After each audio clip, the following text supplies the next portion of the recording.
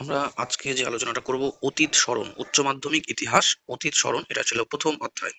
এই প্রথম অধ্যায় অতীত স্মরণের মূলত আমাদের দুটো ক্লাস আগে তৈরি করা রয়েছে আমাদের YouTube channel the history exploring. এই হিস্ট্রি এক্সপ্লোরিং চ্যানেলে দেখবে তোমরা যে কি বলছে প্লে লিস্ট, এই প্লে লিস্টের মধ্যে কিন্তু রাখা আছে ক্লাস 12-এর যে প্লে লিস্ট, তার মধ্যে কিন্তু দুটো পার্ট আলোচনা করা আছে। এই উচ্চ মাধ্যমিক ইতিহাস অতীত স্মরণ প্রথম অধ্যায় 1, 2 এই দুটো পার্ট আছে। তো আমরা আজকে যে আলোচনাটা করব মূলত 3 নাম্বার পার্ট।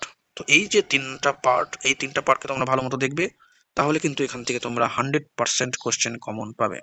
100% মানে 100 নাম্বার নয় কিন্তু।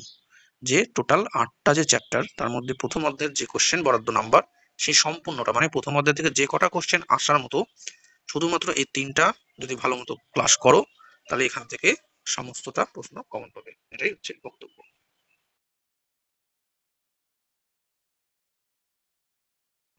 প্রথম যে অংশটা, এখানে দেখো যে বলা হচ্ছে আমেরিকার স্বাধীনতা যুদ্ধ। এখানে আমাদের কয়েকটা যুদ্ধ সম্পর্কে পড়তে হবে এই অংশটার মধ্যে। কি বলা হচ্ছে যে আমেরিকার স্বাধীনতা যুদ্ধ কবে? 1776 খ্রিস্টাব্দ।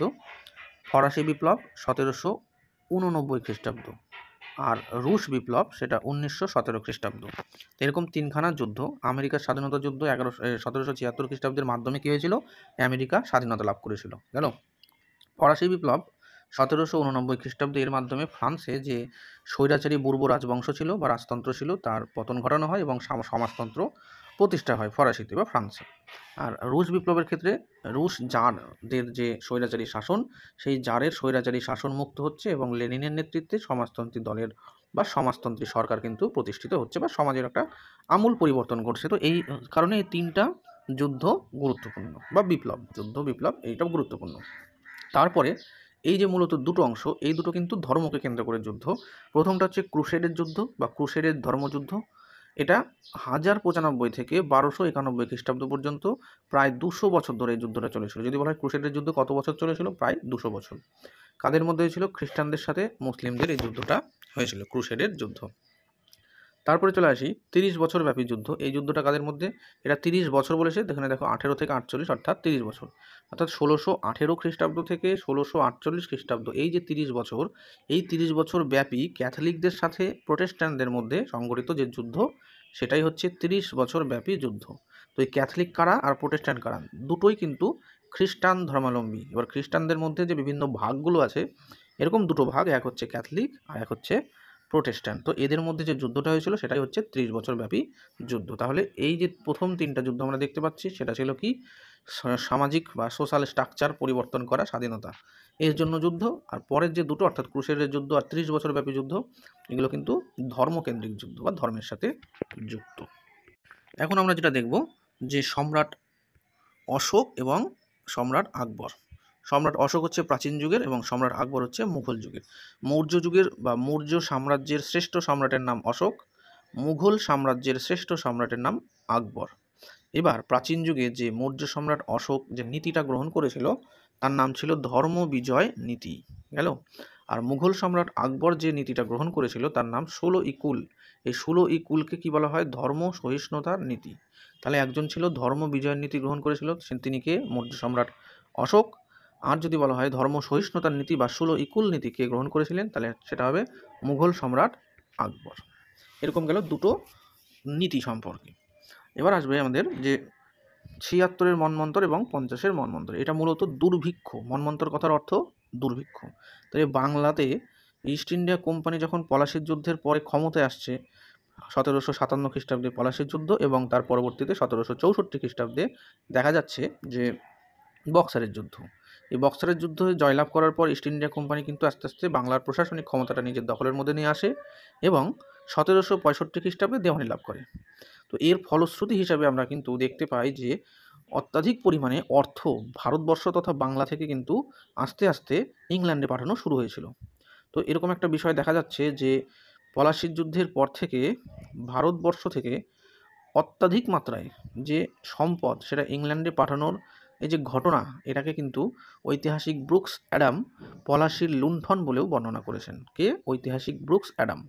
তো এত পয়সা, এত অর্থ, এত সম্পদ যখন বাংলা থেকে বাইরে চলে গেছে বা ভারতবর্ষ থেকে বাইরে চলে গেছে, তার ফলে একটা আর্থিক মন্দা অবশ্যই দেখা দেবে জনগণের মধ্যে, সমাজের মধ্যে। তো সেই মন্দার ফলস্বরূপ আমরা কিন্তু দেখতে পাচ্ছি 1770 খ্রিস্টাব্দ থেকে কিন্তু বাংলায় দুর্ভিক্ষ দেখা দেওয়া শুরু হয়। তো তখন ছিল 1176 বঙ্গাব্দ, তো সেই কারণে বলা হচ্ছে 76-এর মন্বন্তর। তবে যদি ইংরেজি সাল আমরা ধরি তাহলে সেটা হবে 1770 খ্রিস্টাব্দ। তাহলে এই হলো বাংলার 76-এর মন্বন্তর। পরবর্তীতে অনেক মন্বন্তর হয়েছে, তারপরে আমরা দেখতে পাচ্ছি 50-এর মন্বন্তর, আরেকটা দুর্ভিক্ষ বাংলায় হয়েছিল কবে? 1943 খ্রিস্টাব্দ। এখানে দেখো সালটা দেখলেই বোঝা যাবে যে এই সালটাতে কে আছে। এই সালটাতে কিন্তু দ্বিতীয় বিশ্বযুদ্ধের সময়কাল, এটা দ্বিতীয় বিশ্বযুদ্ধ চলছে। তাহলে যখন আধুনিক ভারত দ্বিতীয় বিশ্বযুদ্ধের মতো বিশ্বযুদ্ধ চলছে, তাহলে তখন এমন কি ঘটনা ঘটেছিল যার জন্য বাংলায় এই খাদ্যের অভাব দেখা দেয়, যার ফলে লোকজনের মারা যায় বা মৃত্যু হয়। তো এখানে একটা বিষয় যে ব্রিটিশ সেনাদের যেহেতু বিভিন্ন প্রাঙ্গণে লড়াই হচ্ছিল, তো ইস্ট ইন্ডিয়া কোম্পানি ঠিক না, তখন ব্রিটিশ সরকার কী করেছিল, ভারতবর্ষ বা বিশেষ করে বাংলা থেকে খাবারগুলোকে কী করেছিল, এই সেনাদের জন্য ফার্স্ট প্রায়োরিটি হিসাবে পাঠিয়ে দেওয়া হয়। এবার পাঠিয়ে দেওয়ার ফলস্বরূপ দেখা যাচ্ছে, আর এটা একটা, আর 2 নাম্বার যে তার আগে অর্থাৎ 42-এ কিন্তু উৎপাদনের কিন্তু একটা মানে কি বলা হয়েছিল, বাদামি দাগ বলে একটা ছত্রাক, বাদামি দাগ, এই রোগ হয়েছিল আর কি, ফলে শস্য নষ্ট হয়ে গেছিলো। তো শস্য নষ্ট হয়েছে বাদামি দাগের রোগের কারণে, সেই কারণেও একটা উৎপাদন কমে গেছে, আর যেটুকু ছিল সেটুকু আবার পাঠিয়ে দেওয়া হয়েছে, ফলে এখানকার লোকজনের খাবার আর কিছু নেই। তো এরই ফলশ্রুতি হিসেবে আমরা দেখতে পাচ্ছি 50-এর মন্বন্তর কিন্তু বাংলাতে সৃষ্টি হয়েছিল 1943 খ্রিস্টাব্দে। এই 50-এর মন্বন্তর সম্পর্কে একটা বড় কোশ্চেন আছে, সেটা আমরা পড়াবো পরের ক্লাসে, পরে একটা টাইমে। তো এখানে তাহলে 50-এর মন্বন্তর দেখো 1943 খ্রিস্টাব্দের হচ্ছে মন্বন্তর, কিন্তু এখানে বলা হচ্ছে 50-এর মন্বন্তর। তো কেন হলো সেটা? তাহলে সেটা হচ্ছে 50-এর দশক। 50-এর দশককে আমরা কোন টাইমকে বলবো? 41 থেকে শুরু হবে 50 পর্যন্ত, এই সময়টা হচ্ছে 50-এর দশক। তাহলে 1941 থেকে 1950 সময়কালটা ছিল 50-এর দশক, ফলে এই সময়কালকে বলা হচ্ছে 50-এর মন্বন্তর। তাহলে 50-এর মন্বন্তর কেন হলো সেটা বোঝা গেল দশককে কেন্দ্র করে, আর সালটা কত? 1943 খ্রিস্টাব্দ। তো এরকম আমরা দুটো জিনিস কিন্তু দেখতে পাচ্ছি বাংলায় মন্বন্তর।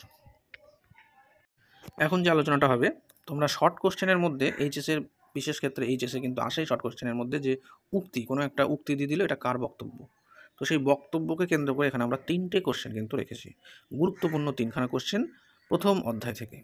প্রথম যে উক্তিটা কি, ইতিহাসের দুর্ভাগ্য যে ইতিহাস থেকে কেউ শিক্ষা নেয় না। তো এই উক্তিটা কার? এই উক্তিটা হচ্ছে হেগেলের। কি ইতিহাসের দুর্ভাগ্য যে ইতিহাস থেকে কেউ শিক্ষা নেয়। আমরা কি জানি যে ইতিহাস কেন পড়া হয়?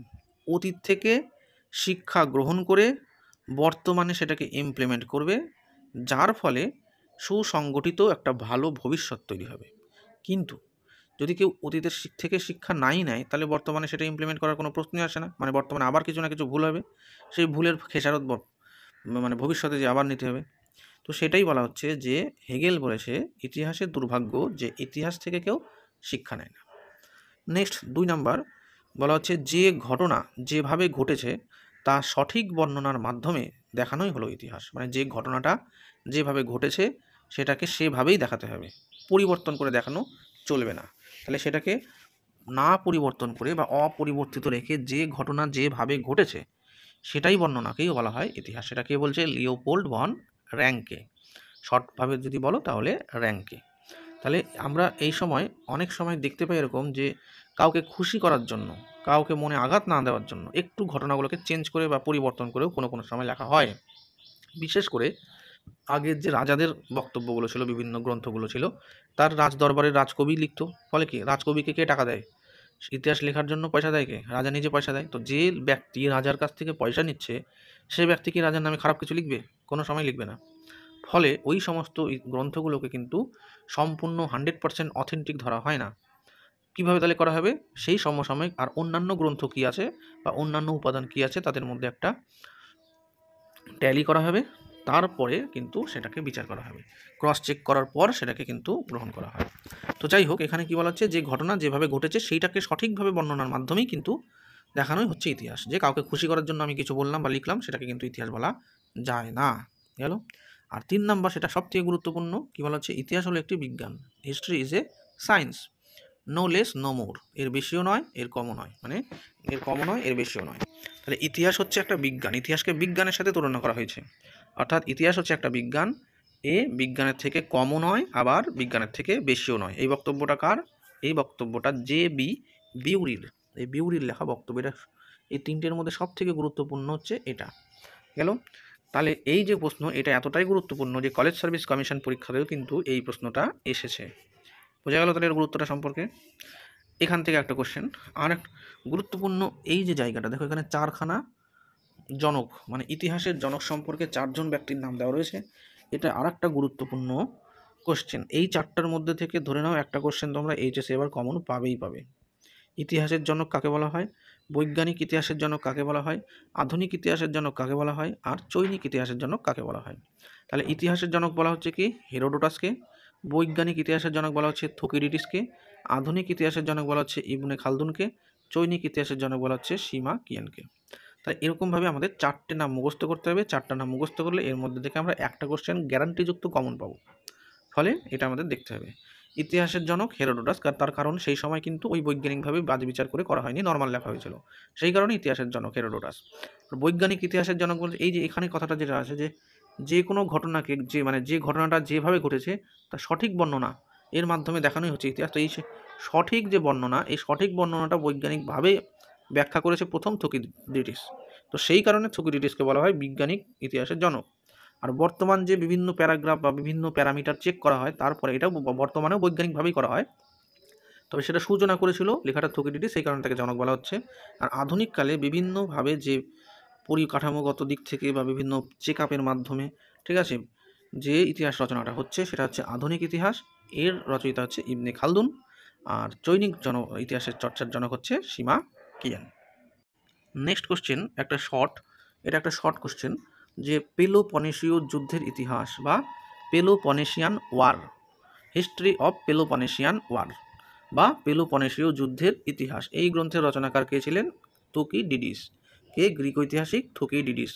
হিস্ট্রি অফ পেলোপনেশিয়ান ওয়ার বা পেলোপনেশীয় যুদ্ধের ইতিহাস, এই গ্রন্থের রচয়িতা থুকিডিডিস। নেক্সট কোশ্চেন এখান থেকে, এটা একটা যেহেতু জাদুঘর সম্পর্কে আমাদের 8 কোশ্চেন চলে এসেছে, তো এবার আমাদের পড়তে হবে জাদুঘরের সংজ্ঞা এসএকিউ এর জন্য।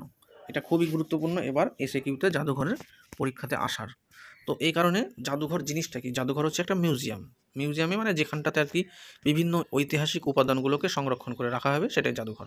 তাহলে যদি আমরা বেসিক জিনিসকে বলি কি, কোনো ঐতিহাসিক উপাদান যে ঘরে সংরক্ষণ করে রাখা হবে এবং লোকজনকে সেটা দেখানোও হবে, সেটাই হচ্ছে জাদুঘর বা মিউজিয়াম। তো এখানে দেখো কি বলছে, যে গুরুত্বপূর্ণ স্থানে বিভিন্ন ঐতিহাসিক উপাদানকে সংগ্রহ, সংরক্ষণ এবং প্রদর্শন করা হয়। কি?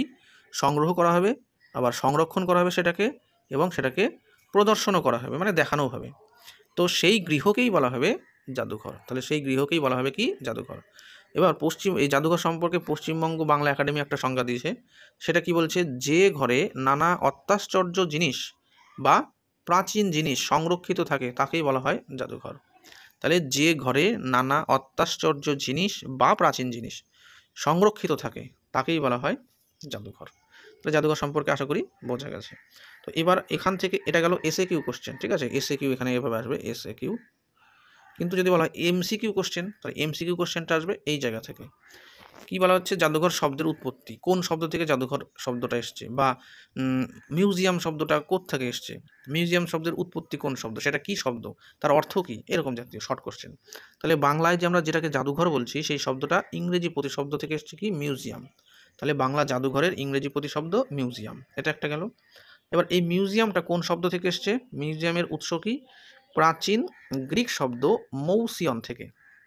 তাহলে মিউজিয়াম শব্দটার উৎপত্তি হয়েছে কোত্থেকে? প্রাচীন গ্রিক শব্দ মৌসিয়ন থেকে। মৌসিয়নটা তাহলে কোন শব্দ? গ্রিক শব্দ। তাহলে গ্রিক শব্দ মৌসিয়ন থেকে মিউজিয়ামের উৎপত্তি, এই ইংরেজি মিউজিয়াম থেকে আবার বাংলা জাদুঘর। তাহলে এই মৌসিয়ন যে আছে কথাটা, এর মানেটা কি সেটাও জানতে হবে। এই মৌসিয়ান শব্দের অর্থ হচ্ছে মিউজদের মন্দির, মানে গ্রিক পুরাণ অনুযায়ী মিউজ বলে একটা সম্প্রদায় আছে, মিউজদের মন্দিরকেই বলা হচ্ছে মৌসিয়ন, ঠিক আছে? তো মিউজদের মন্দিরকে বলা হয় মৌসিয়ন এই গ্রিক পুরাণ অনুযায়ী, যার অর্থ হচ্ছে মিউজিয়াম, মানে যার ইংরেজি শব্দ হচ্ছে মিউজিয়াম। তো এই হলো এসএকিউ আর আমাদের এমসিকিউ। এরকম দুটো জিনিস কিন্তু অবশ্যই পড়তে হবে। এখন যেটা দেখব যে জ্ঞানদীপ্তির যুগ, জ্ঞানদীপ্তির যুগটা কি, যে সপ্তদশ শতক থেকে অষ্টাদশ শতক। সপ্তদশ শতক মানে কি 1601, এই 1601 থেকে অষ্টাদশ শতক। অষ্টাদশ শতক মানে কি, এটা শুরু হবে 1701, 1701 থেকে 1800 পর্যন্ত। তাহলে এই হচ্ছে টাইমিং, 1601 থেকে 1800 সাল, মোট 200 বছর। এই যে সময়কাল, এই সময়কালই হচ্ছে জ্ঞানদীপ্তির যুগ নামে পরিচিত।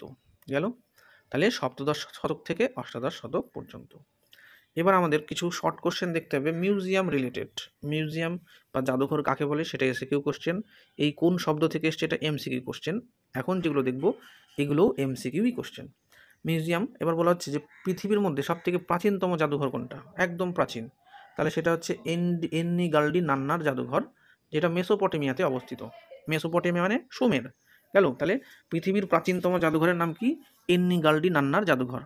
পৃথিবীর প্রাচীনতম জাদুঘর কোন দেশে অবস্থিত, মেসোপটেমিয়াতে অবস্থিত। গেল, তারপর আমরা দেখব প্লেটো। প্লেটো ব্যক্তিগতভাবে জাদুঘর তৈরি করেছিল, সেটা কোথায়, প্রাচীন এথেন্সে, মানে সরকারি ছাড়াও বা কোনো প্রাতিষ্ঠানিক ছাড়াও ব্যক্তিগতভাবেও জাদুঘর তৈরি করা যায় বা করা হয়েছিল। এরকম প্রথম যেটা করেছিলেন তার নাম কি, সেটা হচ্ছে প্লেটোর জাদুঘর, এটা এথেন্সে তৈরি করা হয়েছিল। এবার আমরা আসবো বিশ্বের প্রথম আধুনিক জাদুঘর। গেল, প্রাচীনতম জাদুঘর এটা পড়েছি, এবার বলবো আধুনিক। প্রাচীনতম পড়লাম আর ব্যক্তিগত পড়লাম। প্রথম ব্যক্তিগত জাদুঘর হচ্ছে প্লেটোর জাদুঘর এথেন্সে। আর বিশ্বের প্রথম আধুনিক জাদুঘর কোনটা, সেটা হচ্ছে অক্সফোর্ড বিশ্ববিদ্যালয়ের অন্তর্গত 1677 খ্রিস্টাব্দে প্রতিষ্ঠিত, তার নাম দ্য অ্যাসমোলিয়ান মিউজিয়াম। কি, দ্য অ্যাসমোলিয়ান মিউজিয়াম। তোমরা একটা জিনিস দেখবে যে প্রত্যেকটা ইউনিভার্সিটিতে কিন্তু প্রত্যেকটা ঠিক না, মানে নামি দামি বা অনেক পুরনো যে ইউনিভার্সিটিগুলো আছে সেই সমস্ত ইউনিভার্সিটিতে কিন্তু নিজস্ব মিউজিয়াম থাকে।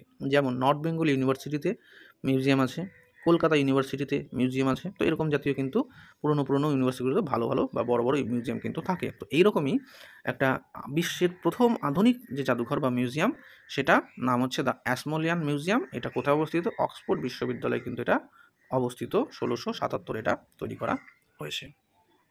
এখন যেটা আলোচনা হবে লুভর মিউজিয়াম। এটা মানে সব থেকে জনপ্রিয় মিউজিয়ামের মধ্যে একটা লুভর মিউজিয়াম। লুভর মিউজিয়াম কোথায় অবস্থিত, ফ্রান্সে। ফ্রান্সের যে প্যারিস শহর বা ফ্রান্সের ক্যাপিটাল বা ফ্রান্সের রাজধানী, সেখানে অবস্থিত। এখানে দুটো জিনিস মাথায় রাখতে হবে, পরীক্ষাতে কোনো সময় অপশানে ফ্রান্স থাকে, আবার কোনো সময় অপশানে প্যারিস থাকে। তো লুভর মিউজিয়াম কিন্তু ফ্রান্সের প্যারিসে অবস্থিত। যদি প্যারিসটা না থাকে তাহলে ফ্রান্স মানে কি, ফ্রান্স একটা দেশ, তারই মধ্যে একটা শহর হচ্ছে প্যারিস। মানে ভারতবর্ষ হচ্ছে একটা দেশ, তার মধ্যেই একটা শহর কি, দিল্লি। তো ঠিক ওই রকম যে ফ্রান্স একটা দেশ, তার একটা শহর হচ্ছে প্যারিস, বা ফ্রান্সের রাজধানী হচ্ছে প্যারিস। তো লুভর মিউজিয়াম কোথায় অবস্থিত, প্যারিস অবস্থিত। যদি অপশানে প্যারিস না থাকে, ফ্রান্স থাকে, তো ফ্রান্সই হবে, নর্মাল ব্যাপার। তো এইরকম জিনিসটা আমরা দেখব। আর কি বলা হচ্ছে যে জাদুঘরের যুগ কোন সময়কালকে বলা হচ্ছে, যে ঊনবিংশ শতকের শেষ থেকে শুরু করে বিংশ শতকের প্রথম ভাগ পর্যন্ত। ঊনবিংশ শতকের শেষ থেকে বিংশ শতকের প্রথম, তার মানে কি, ঊনবিংশ শতক মানে কি 1801 থেকে ঊনবিংশ শতক, তাহলে 1890-এর দশক বলবো, তাহলে সেটা ঊনবিংশ শতকের শেষ। তাহলে 1890-এর দিক থেকে এদিকে বলা হচ্ছে বিংশ শতকের প্রথম ভাগ, অর্থাৎ 1910। তো এরকম টাইপের যে 1890 থেকে 1910 বা 20, এই যে সময়কাল 1920, এই যে সময়কাল, এটাই হচ্ছে জাদুঘরের যুগ। তারপরে কোশ্চেন কি আছে, বিশ্বকোষ জাদুঘর।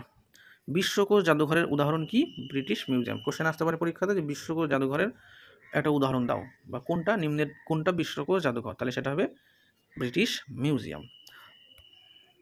তো এবার দেখার বিষয় যেটা, যে এই বিশ্বকোষ জাদুঘরটা আমরা যে বলছি ব্রিটিশ মিউজিয়াম, সেটা উদাহরণ বললাম, কিন্তু এই বিশ্বকোষ জাদুঘর জিনিসটা কি, তাই তো, মানে যে জাদুঘরে কি, যে জাদুঘরে স্থানীয় বা আঞ্চলিক ইতিহাসের সংগ্রহ বা উপাদান, আর কি দেশীয় বা জাতীয় ইতিহাসের উপাদান, এবং আন্তর্জাতিক মানের ইতিহাসের উপাদান। তাহলে কি দাঁড়াচ্ছে, তিনটে জিনিস কি, যেখানটাতে আঞ্চলিক ইতিহাসের উপাদানও থাকবে, আবার জাতীয় স্তরের মানে সেই দেশের জাতীয় স্তরের বিভিন্ন জায়গার ইতিহাসের উপাদানও থাকবে, আবার সেই দেশের বাইরে অর্থাৎ বিশ্বের অন্যান্য দেশের ইতিহাসের উপাদানগুলোও থাকবে।